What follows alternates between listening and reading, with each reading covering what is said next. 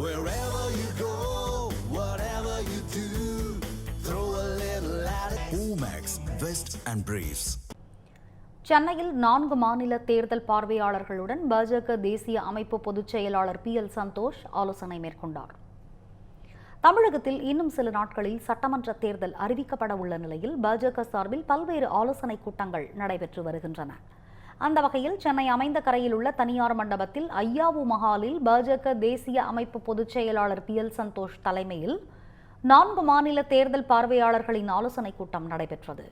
இதில் பாஜக மாநில தலைவர் நயினார் நாகேந்திரன் மற்றும் 4 மாநிலங்களைச் சேர்ந்த பாஜக நிர்வாகிகள் கலந்து கொண்டனர்.